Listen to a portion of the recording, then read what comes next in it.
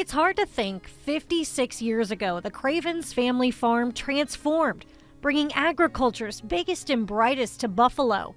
Jim Cravens was just 22 years old. I remember that whole year. It took a year to do it, and I had never been to one. The Farm Progress Show brought out the best in ag, from new tractors and changes to seed.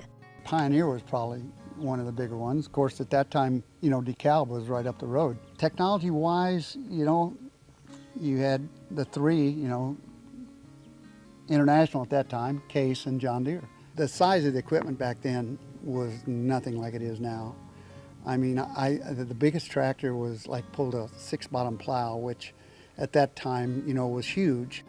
But the show wasn't what we see today.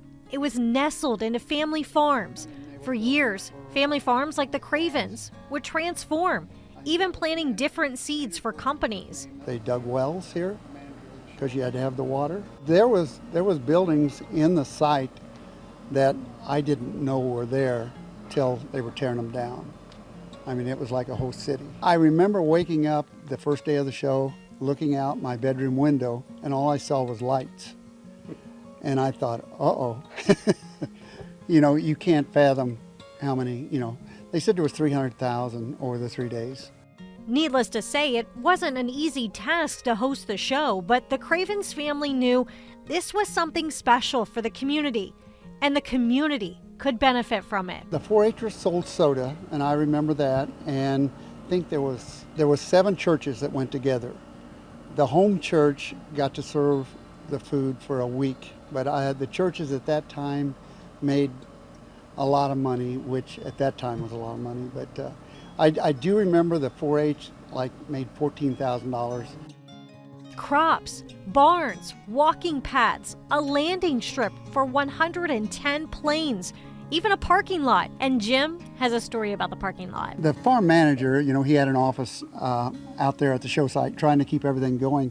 And he said there was a lady that was parked in the parking lot, and walked up there and said, "Where am I?"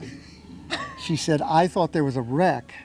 And so I follow the traffic, and I'm in this middle of the field, and I've got a dentist appointment, and where am I? Needless to say, she wasn't a fan of the show. Okay. You just shook her head and said, "Good luck." She was from Springfield. She's going to Decatur for a dentist. It's those memories Jim holds on to, ones that make him laugh and smile. And while the show site is done and gone, there's still photos and one sign as a physical reminder. You see cars parked over here on the backside. So as we continue to look forward, we see the newest and coolest. We must also look back and remind ourselves of the success of just how far we've come.